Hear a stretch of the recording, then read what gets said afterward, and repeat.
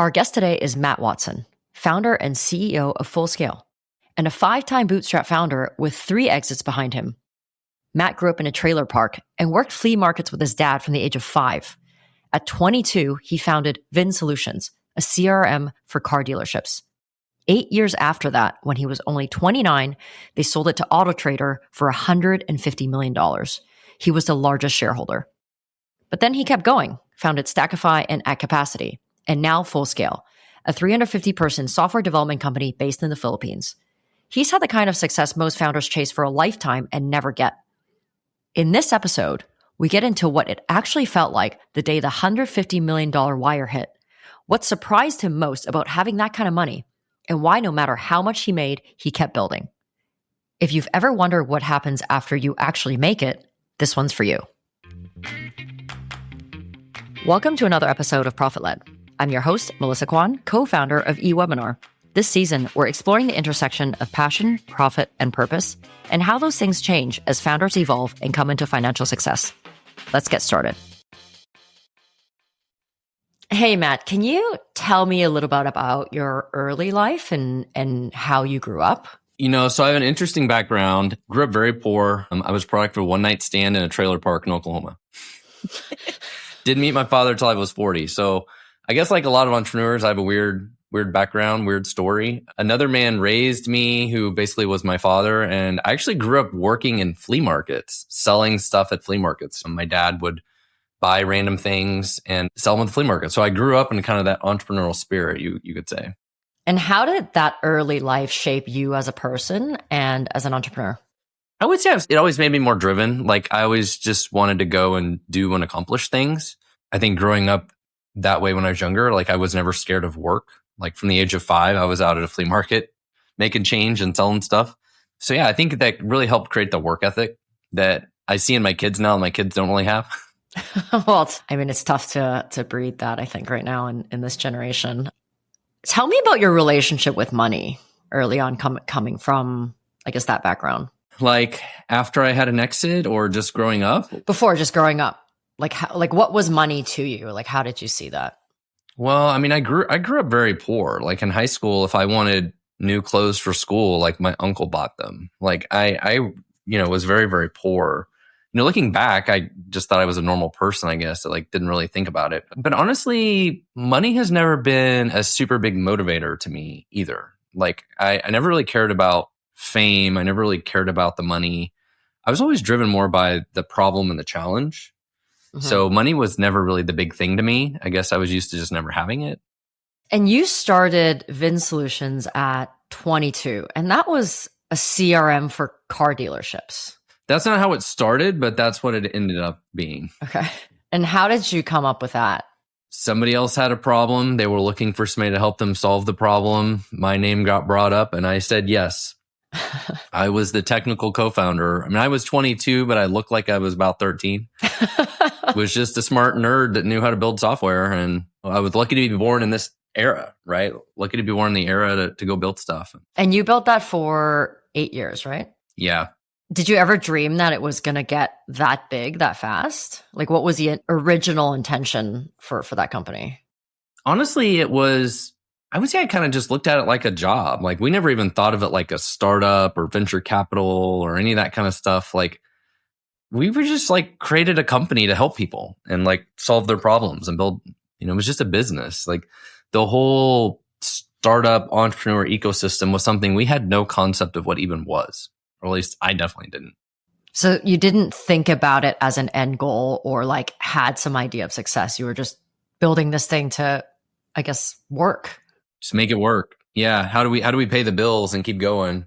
Now, eventually it gets to a point where you're like, okay, this thing must be worth some money now, right? Like then people start fighting over the stock and want stock and this and that, whatever. Like that's when it's like worth something. When it's early stage, nobody really cares. Like people just give stock away or whatever. And eventually once people realize like, no, this thing is worth something, then everybody's fighting for it. Everybody meaning people who are working with you. Business partners, new employees, everybody. So when did that start happening? Like how many years in did you realize like, okay, this is like a real business? Well, it was definitely a real business, probably about 5 to 6 years into it. We were doing millions a year in revenue at that point. We were growing. Business was very good. But we doubled in size almost every year. When we sold it in 2011, we were doing about 35 million a year in revenue. But around that like 5 to 10 million mark, it's like, man, we really built something here. We got a lot of momentum. It's really growing. That's where it really feels like you got a business. But it took several years to get there. But coming from, I just want to build this thing to make it work, to, wow, this just got really big. Like, how did that feel? Because it's not a lot of years, like 5, 6, 7 years, and you sold it year 8. Like, it's still relatively short, right? And most entrepreneurs never get there. In some ways, I would say it got easier and more fun, right? Like in the early times of starting any business, it feels like you're trying to will the damn thing into existence, right? Like, how do I get this thing off the ground? And when it gets really fun is when it kind of takes on a life of its own, right? Like, we've built the machine has momentum. And to some degree, we'd have to screw it up pretty bad to stop this thing at this point, right? We've got customers, people love the product, people tell everybody else about the product, the industry knows who we are. Like, and at some point in time, that gets to be a lot of fun. But yeah, that first 5 years was a slog. So when it started to get fun and things were kind of growing on its own and it was almost too big to fail, like, what was driving you at the time to keep growing the business? Because I can imagine you were pretty comfortable already at that time. Like, you weren't really like fighting for survival. Like, how did your ambition or your passion or your purpose change? Yeah. And so I've had 4 different companies over the span of this. So I would have 4 different answers for all of them, by the way. And I think for that one, there was still a lot of problems and challenges and things to focus on that got me excited to go solve and do. The business had problems, but they were mostly scaling problems. We were like one of the early stage SaaS companies that we were doing this before AWS existed and stuff, right? So we were buying servers and racking servers and trying to deal with how to scale all that crap. Like, we had all sorts of problems, but they were fun problems. And I enjoyed those problems. I think my ADHD liked those problems. But then other businesses I had at some point in time, maybe it's like I get bored with this. Like, I'm tired of this problem. I'm tired of dealing with it, or it's just boring. I think that's and I think some entrepreneurs get there. They're like, I need a challenge. My personality needs the challenge, and I'm tired of this challenge. I need a different challenge. So you sold that company when you were 29. Yeah. At 150 million. You were the largest shareholder. So you went from really nothing to generational wealth. Yeah. Like, what did that day feel like for you? It felt like getting off the roller coaster. And I think a lot of people say that, right? Like, building a business and the whole ride and the experience of it was, like, you go through life and life is more about the journey. You get to the end and it's, you're like, okay, it's over. But I think as humans, we're more motivated by the end. It's like, you could do all the training for the marathon and you could run the marathon, or you could just show up and walk across the finish line and walk like 5 feet. Technically, you finished, you walked across the finish line, but it's all the rest of it up to it. I think that's the real experience. And so once the experience is over, I think it's a whole different thing. I'd say it's probably like being a parent and you're like, your kid leaps home. You're like an empty nester all of a sudden. Like, it's just a different feeling. It's hard to describe. I mean, you've said now, 15 years later, that exit didn't really change your life. And if anything, it made it worse and more complicated. Can you share what you mean by that? Well, it definitely changed my life, right? Like, it gave me more freedom to do things I want to do. But people always talk about more money, more problems is absolutely the case, right? And usually money creates a lot of problems with family and friend dynamics. You end up buying a lot of stuff you don't need. You end up buying a lot of things that create stress, where what most people really want more than anything is peace. And you can have absolutely nothing and have peace. But if you have like a really crazy, busy life with all this stuff going on and all these different things, actually creates a lot of chaos. And some people, it's chasing drugs, it's chasing, gambling, it's chasing women or whatever. Like, it's something, right? People just chasing all sorts of things. Yeah. And they think they're never going to be happy until they get all those other things.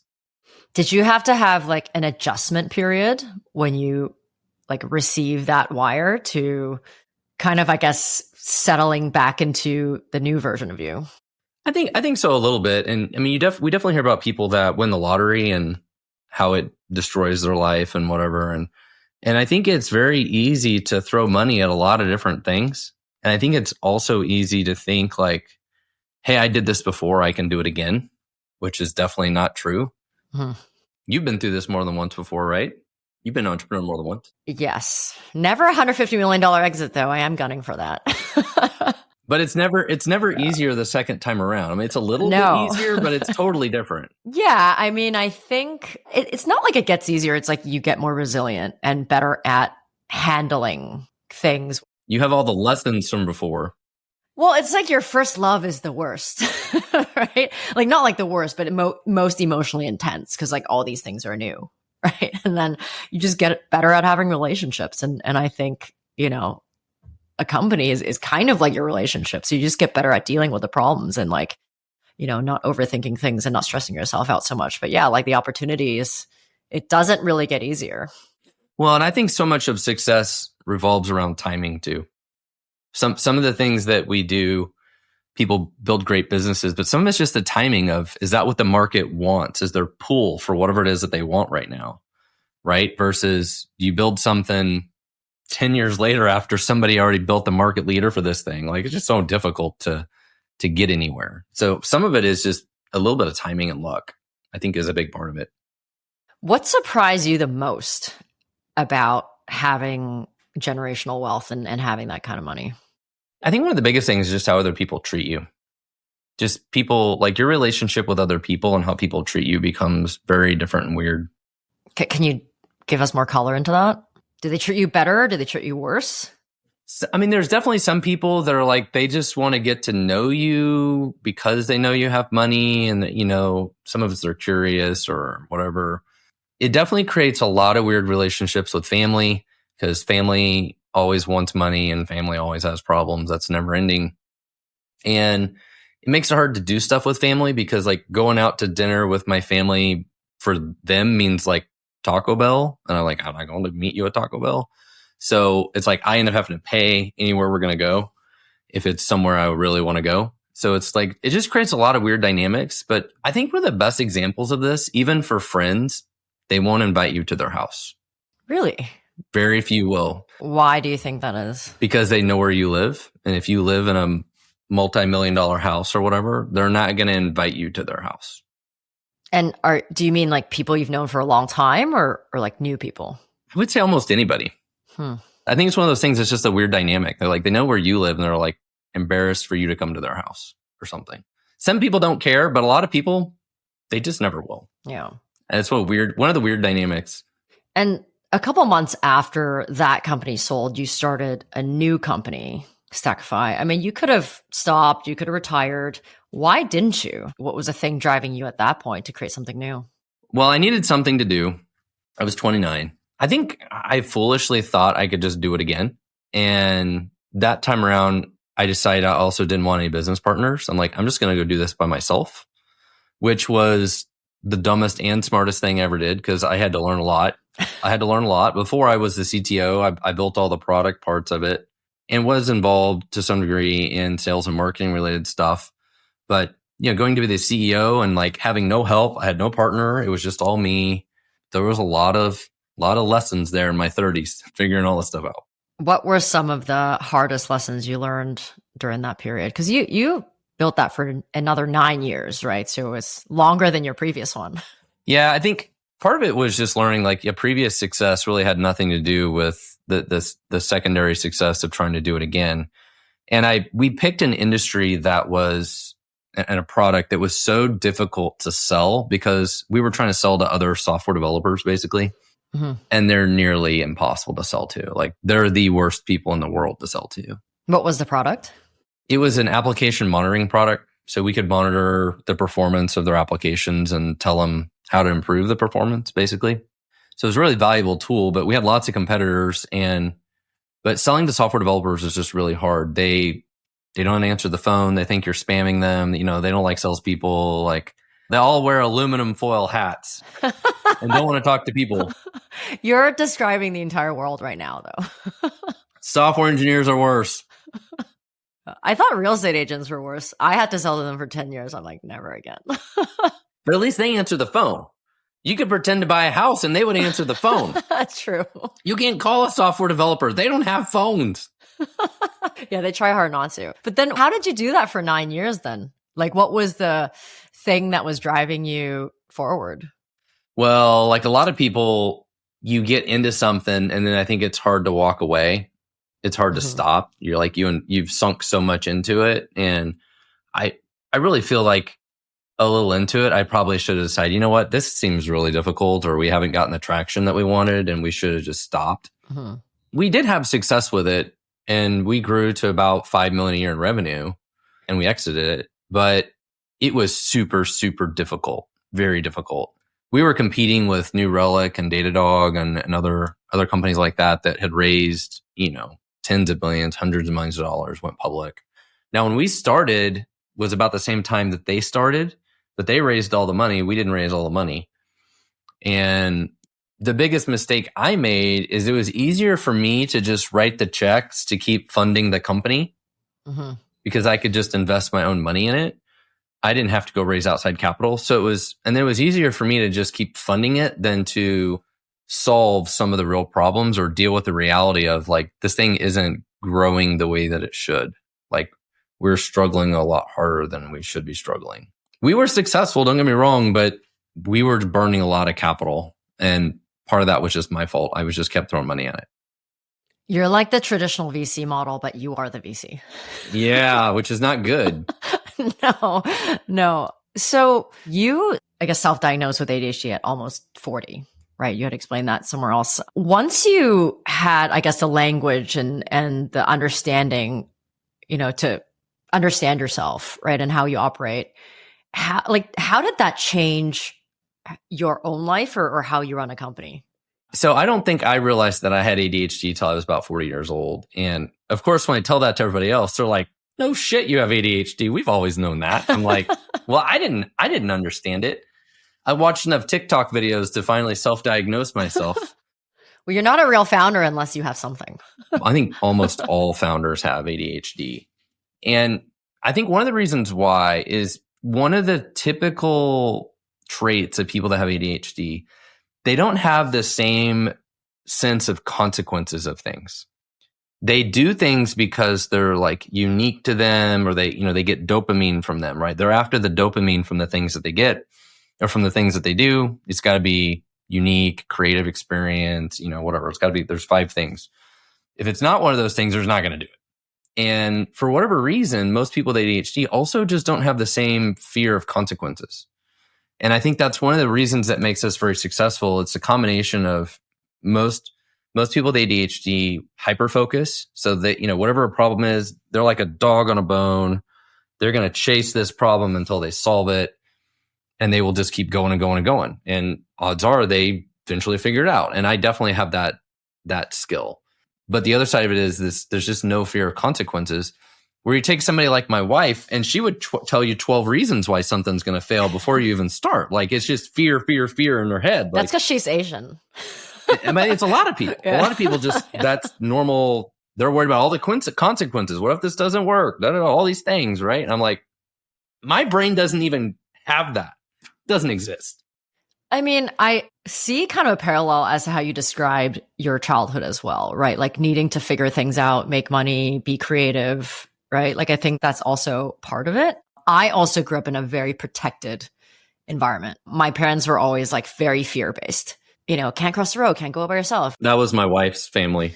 I remembered I couldn't leave the house by myself. Like, my dad lived in Hong Kong, so we would go visit him every summer. I couldn't leave the house by myself because he was so afraid that something would happen to me until my early 20s. Oh, wow. So growing up in Canada with my mom was amazing. But every time we went back to Hong Kong, it was just like this jail that I had at home. Yeah. So after you sold that previous company, you started Full Scale.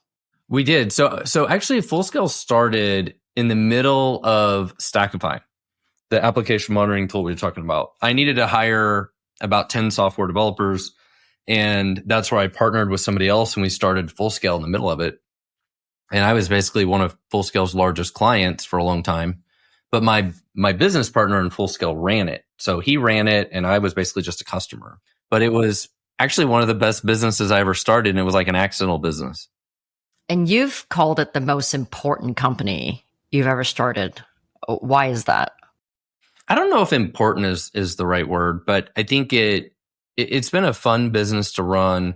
I love that we're able to create a lot of jobs. We have 350 employees. So it feels great to create those jobs for all those people while serving our clients. So, it's a service-based business, right? So we provide talent, right? We go and hire amazing software developers and provide them to our client, but those people still work for us. We're not just like a headhunter or whatever.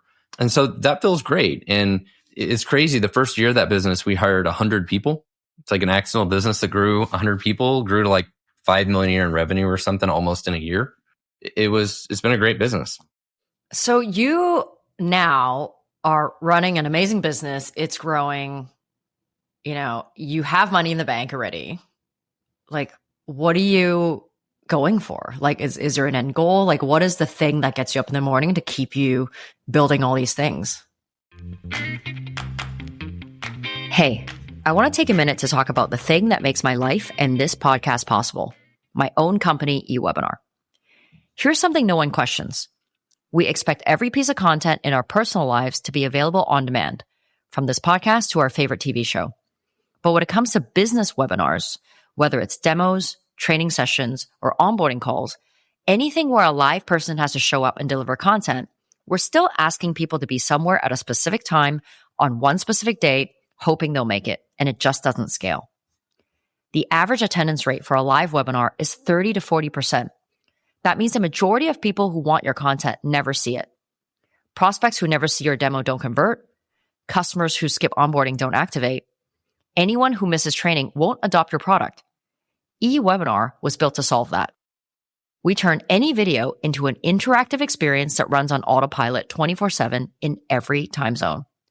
Your audience joins when it works for them, and our live chat lets you respond to questions in real time or later through email, so every question gets answered and nobody feels ignored. It outperforms live by every metric. Attendance, watch times, engagement, and conversion rates are all higher. When live delivery is no longer the bottleneck, you open up a whole new world of opportunities, and that's the real unlock. You're not just replacing the webinars you're already doing. You're finally creating all the ones you never had bandwidth for. The onboarding series, the product walkthrough, the sales demo for that segment you've been meaning to go after. Come see it for yourself. Visit ewebinar.com to join our demo at your own time. No salesperson required. All right, let's get back to the episode. Well, and that's what you mentioned earlier about motivation, like what motivates people. And to me, it's a different stage in life. And part of it is I'm getting older. I'm getting ready to turn 45. And so part of me is like, I don't know if I want to work this hard anymore. Like part of me wants to slow down a little bit. And part of me is not very interested in the startup part of this anymore. Like the startups are hard. They're really hard. Is it still a startup though at 350 people? No, but I mean, the idea of starting like a startup to me just sounds like brain damage. Yeah, I know what that means. I know how that feels. It's just so hard to get something off the ground. Like I'd rather buy something and grow it than start from zero. That said, we're trying to do it. We have a couple products that we're working on. It's the ADD, man. Yep. I love Full Scale. It's an absolutely fantastic business, but it's kind of a very boring business. It's very operational. There's not necessarily a whole lot of like big innovation or problems to solve. AI has changed that a little bit because now it's like, okay, we got to figure out, okay, what do we do with this thing? But it's just a very operational business because our employees work directly for our clients. So we don't even really get involved in what they do very much. So it makes it really, it's not like we're running around trying to hit deadlines. It's like our employees are working for our clients and our clients manage all of it. So that for that part of it makes it a really easy business. It's just very operational. Of course, we have to deal with like weird employee problems. And if something happens 1% of the time, it happens every month when you have 300 employees. Yeah. Like, is your motivation to keep running that just to kind of keep yourself busy and keep creating these jobs and impact, and also something that prevents you from needing to like start from scratch again? Yeah, I mean, it definitely gives me something to do, and it's a company I really enjoy. I really enjoy what we do. And I spend a lot of my time doing this kind of stuff, a lot of marketing stuff, which I enjoy doing, and meeting people around our local community here, local entrepreneurs here in town. So I really enjoy meeting with them. And how has AI impacted this business? So far we're growing faster than ever before. I think Accenture and some others who are basically like the giant monsters of what we do, right? They're huge, but they do very similar stuff to what we do. Their guidance on their stock stuff says that they expect a J curve. So they expect that in the short term, AI will have a little bit of a negative impact on the business.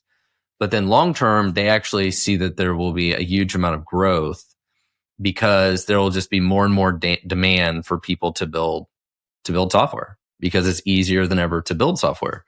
And then you have some people like Salesforce and a bunch of those stocks that are way down, and they rightfully should be. It's like, why would I pay hundreds of thousands of dollars a year for Salesforce plus hire 5 people to customize the thing when I could just build my own version and do exactly what I want? And I think we're going to see more and more of that for certain enterprise kinds of things. Now, to replace some little product that costs $50 a month, it ain't worth the hassle. I'll just pay the $50 a month. But for some like giant enterprise thing, you're like, now we could just build our own version of this thing. So I think long term, we're going to see more and more of that. And I think that's why some companies like Salesforce and others are seeing their stock just erode because everybody's fearful of what it's going to do to their business. And I think some of it's rightfully so. Yeah, I mean, I kind of had that coming to Jesus moment too, like a few weeks ago, because when this whole AI wave started, I'm like, well, all the little products could go away and people are going to just want to code their little products. But in the end of the day, like if you're paying like a couple $100 for something, it makes no sense. It works. It's perfect. It does its thing. Someone else manages it. But as we're thinking about replacing our own HubSpot, because it's so antiquated, it's so hard to use, we're not using 90% of it. We want to do things and we don't even know where the function is. Like you said, like that's where it actually makes sense to like go and build something. Here's my post on LinkedIn. It's like virtually nobody changes the oil in their own car. Most people don't cut their own hair.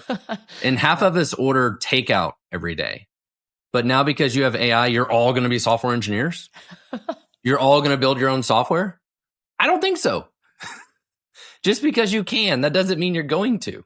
I don't mow my own yard either. I could. Like there's 1,000 things we could do, but people still aren't going to do it. Some will, especially the hobbyist will. But most people that have other more important things to do are going to pay for like your product or other people's products. They're not going to build it themselves. Doesn't make any sense. So you had mentioned on another podcast that you're in the process of downsizing and kind of simplifying your life. Are you still doing that? Yes and no. I don't live like a crazy life. I don't have like a bunch of vacation homes and all sorts of crazy stuff. I don't own any cool cars anymore. I used to. I just have one house. So I'm in the process of remodeling. So I ended up buying a new house and remodeling it, and that turned into a giant money pit. I mean, did you at some point buy a lot of toys and then at some moment realize like you didn't need those things? Like, did you have that phase of your life? Yes, for a while. So at one point in time, me and 2 previous business partners bought a private jet together. So one time I owned part of a private jet. I've owned Ferraris and other sports cars and different things, but that's mostly it. I haven't done much beyond that, but yeah, definitely spent some money on things and have simplified life since then. Why did you kind of go, I guess, backwards or forward, or like, why did you end up getting rid of those things? Some of it was just simplification of things. I have 5 kids now, so that changes the reality of a lot of things in life. You can't take kids to school in a 2-seater car, and owning a plane with other people had its own problems of scheduling and different things to deal with. So, I think just over time, it's just learning like I don't really need these things and just simplifying life some. So maybe I will do it again someday, but for now, it's just been keeping it simple. Well, 5 kids is basically a private jet. My favorite toy right now is I got one of those Volkswagen ID Buzz minivans that look like the old retro. Oh, I love those. So I got one of those, and I have the one that's like a yellow-green color, and then we covered it with flower magnets. That's cool. So that's my cool car right now. So if someone is listening right now and on that grind and convinced that money is the answer to everything that's hard in their life, what would you tell them? I know lots of people that are extremely happy that have no money at all. And I think the key to happiness is lowering your expectations. I know people don't want to hear that. But if you want to be happy, all you really have to do is lower your expectations. And there's a lot of people that their expectation is like, I just need to eat 3 times a day and I'll be really happy. And there are, I want to say, billions of those people. True. What do you think are the most important ingredients to success? And like, how do you think that answer for you has changed over the last 20 years of building? Well, I would say that the key to a successful business is always sales and marketing, right? Like that's the hardest part of any business is sales and marketing. Everybody always wants more customers and they always want to grow faster, right? And AI has made that even more obvious. It's like if it's easier to build things, the sales and marketing is still the hard part, right? But I would say the key to success as an individual is focus.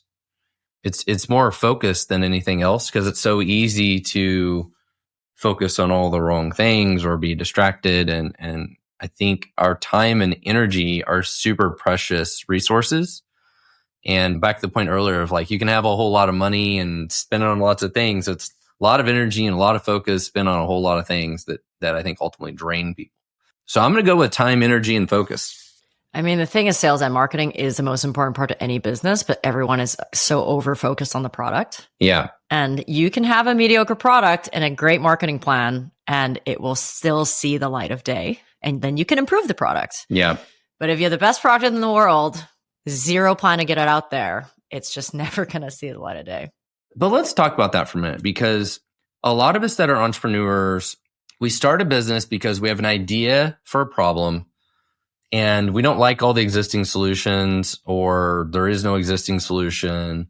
So we're the crazy one that's like, I'm going to go build this thing because I don't like how everybody else does this or nobody else does this. And so a lot of us are naturally builders. Like we're in love with the problem. We're in love with the product. And depending on our personality, some of us more than others are 100% very introverted and builders. Like, leave me in the basement. I'm like mad scientist. I just want to build stuff. I don't even want to talk to people. Leave me alone. And the further you are on the scale that way, the harder this becomes and the harder the lesson is to learn. It's like you got to get out of the basement and you got to go talk to people. And if you don't talk to people, you don't even know what to build. And I think that's one of the biggest lessons that we all learn is even with software. Like I could build a CRM product, but am I building it for a small car dealership or a big car dealership or a used car one or a Ford dealership or a Ferrari dealership? Like they all have different needs. And you can pretend like you're smart enough that you understand all of their different needs. But how you do sales and marketing is wildly different in every one of those scenarios as well. And so to really figure all that out, you just got to go talk to a lot of people every day. And a lot of people don't want to do that. Yeah, I mean, sales and marketing is product research, right? Yeah. Especially in the beginning. I mean, that's why founder-led sales is so important, right? Just to get the company off the ground, as you know. So looking back across 25 years of building, 3 exits, how has your passion and your ambition and your purpose shifted over time? Well, I think we mentioned that earlier, right? Like what motivates me to keep going? And that's part of where I'm starting to realize a little bit at 45. It's like, why am I doing this anymore? You know, should I just retire? Like, what is the point? Like, if I don't need more money, why do I do this? At some point in time, you're like, I don't need money. I'm not doing this for money. And I've said this to my wife before. I'm like, oh, we're going to start a new business. And her response is like, do we need more money? Like, why are we doing this? But as humans, I think we're so motivated to just do more and more and more and more. I think it's really difficult for us to somehow stop that, right? And I mean, you see people that are 60, 70, 80 years old, still entrepreneurs, still doing stuff. And I think some of it is just we need the challenge. Like we also need a sense of purpose. And I think that's probably the more underlying thing is we all need a sense of purpose. We need something to do. We need something to be motivated to do. But that could come in a lot of different fashions, right? People could do a lot of different things. And, you know, I think sometime in the near future, I may be wondering, okay, what is that new sense of purpose for me? because it's not really about the money anymore. Well, it hasn't been for a long time. Yeah. Did you ever think about retiring? Or were you always like, I just want to go and build something? After I sold Stackify, I didn't do anything for like a year or so. And honestly, I would say I felt kind of lost. I felt like I didn't have a sense of purpose. And I was so excited when I started another business with a friend. It was called At Capacity, just to have like a team and something to do again. Like it just felt great. It just energized me to have that sense of purpose. So to me, I feel like everybody needs a sense of purpose. Yeah. I mean, I had a similar moment in a much smaller scale last year last year I've been building for like 14 years and never had a good enough business where I could pay myself like a real salary for someone my age. My first two businesses were okay, but I was always like the lowest on the totem pole type thing. And starting at eWebinar, my only goal was to pay myself $20K a month. It never made that kind of money. And eventually, after like 4 years into the business, I was like paying myself little by little after everyone else got paid. And I was able to do that because I had a previous exit. And I was finally making, $20K a month. And for a few months after that, I didn't have any inspiration, didn't have motivation. I didn't want to work anymore. And I couldn't figure out why. And, I went through a lot of self-reflection and work and self-development. I realized when your only goal is money, when you reach that, it was a huge sigh of relief because it told me like, okay, we're finally after 14 years, I think I can make this into something, 3 companies. But at the same time, I'm like, so why am I doing this again?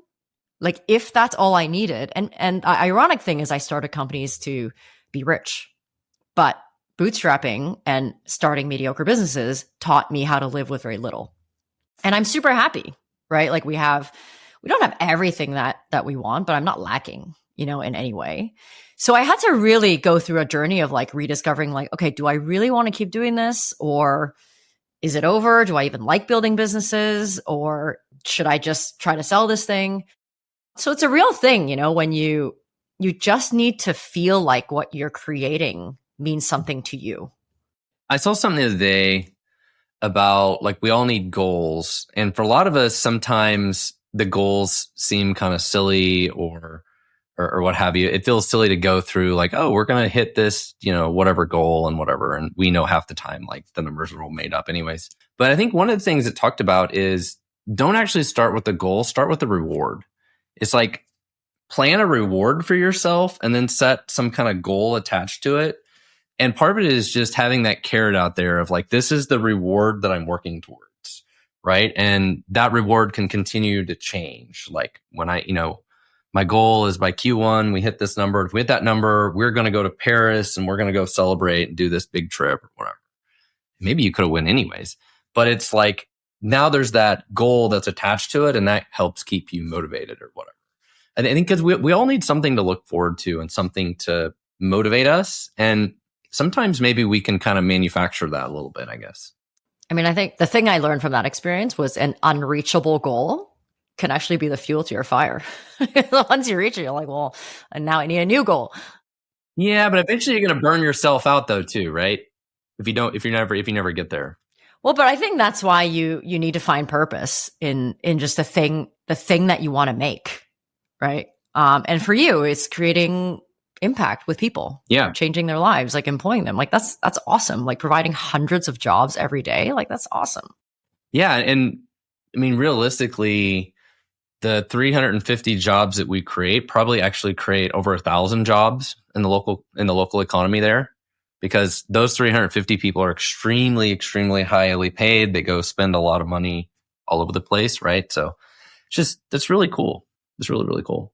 Matt, last question for you. How do you define success today? I think everybody would define it differently, right? So for you, it might be getting to that, salary you wanted to make. It's like that feels like success to you. I think for me, success has pivoted more towards my family life. And it's like making sure my family is happy, my wife is happy, my marriage is in a good place, all that kind of stuff.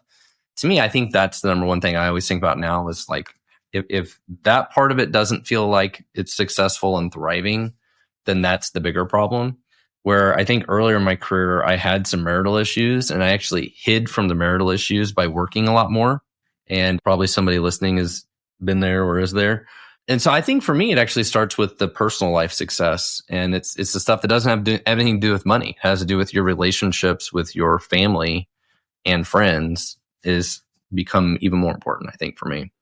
I mean, a great partner, a great supportive partner is everything in how you show up every day, right? For yourself, for your team, for your co-founder. And its own sense of purpose. Absolutely.